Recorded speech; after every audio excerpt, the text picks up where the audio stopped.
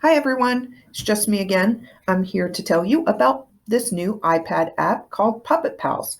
Now, Puppet Pals has been around for a while, but they've just updated their app, so yours may not look exactly like my new version. If so, just go to the App Store and reinstall the app so it can be updated to this newest and greatest version. So when you open the app, this is what it's going to look like. Cute little animation, and it's going to allow you to create animated movies, somewhat animated, to talk about different topics that you might be learning in class and to show your teacher all that you know about that topic. As far as I know, there is not a time limit, and there are multiple characters and backgrounds that you can use to do this. So let me go ahead and show you a little bit about the platform. In the middle, you see the button that says More Characters. When I click that, it always has the safeguard to make sure that your students are not downloading items from the catalog. So here in the Director's Pass, you have your choice of all of these different types of characters on the left-hand side. So if you are doing moments or historical figures in history, they can use any of these characters to describe what they've learned. If they are learning about the Wright brothers or Amelia Earhart or the process of flight or aviation, they can use some of these characters. For community helpers, if they're talking about what these characters might do in our environments, how they help us, or just in the story that they've created, they want to highlight a policeman or a nurse or someone like that. There are a wide range of characters. For the fairy tale characters, I can see younger students using this to talk about different organisms and insects and what they might have learned about those during their animal unit or their life cycles unit. Fairy tales, these are just interesting characters on the farm. Maybe some jobs on the farm, some things that are needed to do to grow food as producers, consumers, things like that. And maybe political figures and the branches of government. You could use these. The talk show, of course, these characters can talk about anything and anyone would want to listen. And I, of course, love these pilgrims and the Indians. Maybe if you're learning about Lewis and Clark and Sacagawea, your students will love this. And last but not least, War and Peace. So here are some historical figures that they might have learned about through time. So these are all potential characters that can be used within their little animated movie. So on the left, it says Save Shows. When I click that, anything that I may have already created would be here on that particular iPad, not on any iPad, but just the one that they actually created their work on. So you can go back and make an edit, or you can go ahead and download it so that they can save that to a different file to share with your teacher. So on the right-hand side, we're going to go ahead and press start. This is super easy to use. So when I click press start, the first thing I have to do is choose an actor. And so it's going to allow me to choose up to 8 actors. So I'm going to scroll through. First, I have aviation, community. Again, you can install other characters. And if you have the older version, your characters might not look like this. So go ahead and reinstall. And these are the characters on the paid director's version.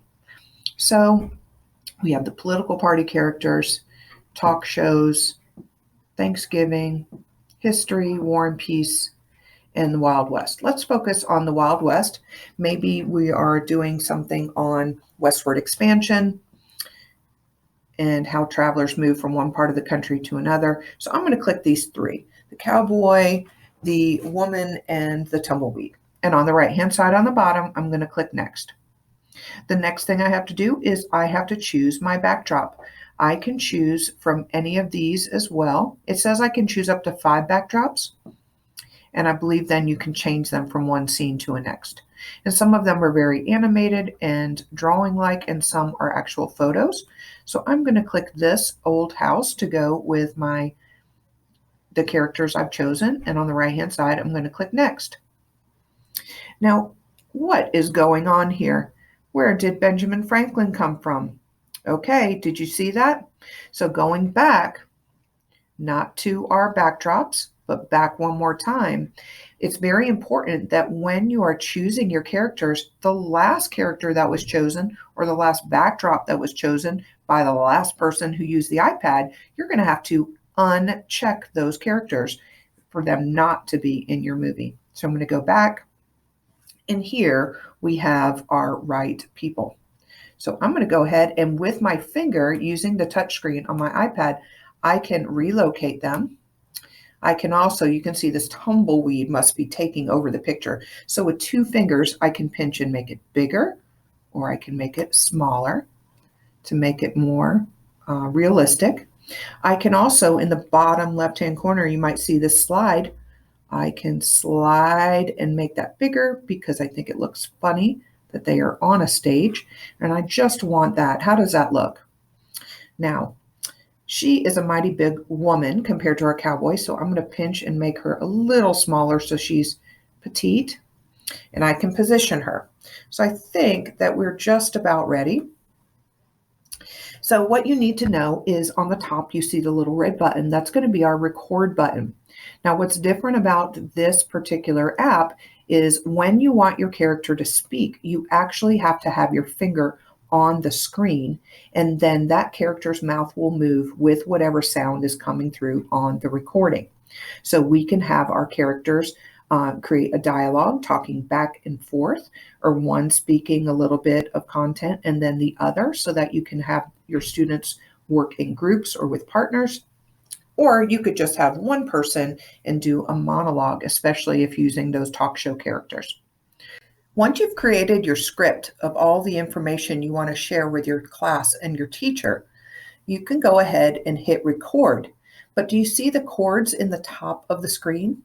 By clicking these chords, you can simply change from one background to another if your script has several scenes involved. So I'm going to go ahead and record. Make sure to give permission to use the microphone. And here we have it. Here's our cowboy. We are going west, Margaret. Let's go. I'm coming, I'm coming. And the little woman would follow. Okay, so now we have our video done. I can click the green triangle in the top. And here we have it. Here's our cowboy. We are going west, Margaret. Let's go. I'm coming, I'm coming. And the little woman would follow.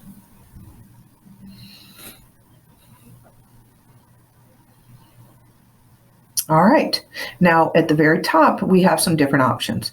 If we don't like it, we can click the red button and record again. If so, remember that we need to reset our screen, put our characters back where we wanted them to go, and hit record. If we want to change something, we of course can click the back button in the top left corner, and in the very top center, you can see the picture of that square. Now that square is an ancient floppy disk icon, which means to save. So if you need to save your project, which you do need to do if you want to share that with your teacher and turn it in, you're going to click that button and give your project a title. You could use the name of the topic, but I would also recommend you either put your name or your initials. So that way, when she gets many different projects all at the same time, she'll be able to know which one is yours without having to watch every video. So now I'm going to go back and back and back one more time. And if you remember, this was our home screen. And when I click Save Shows, there is my story. Now, in order to get this out of the app and onto the iPad, I am going to need to click this Export button. And it says Export in Progress. It's going to add it to my photo library if I click OK. And then last but not least, let me show you. If I click Photos, it is right here in the last of my photos. And of course, in the top right-hand corner, the leftmost icon, that is going to be my share feature. And then I have the option to share it through many different ways: Seesaw, the mail, social media, through Drive, if you have that at your school. And then when you click even more, there's some other ways to share that with your teacher, Teams, and so forth. I hope you find this useful, and I hope you enjoy using Puppet Pals. Bye.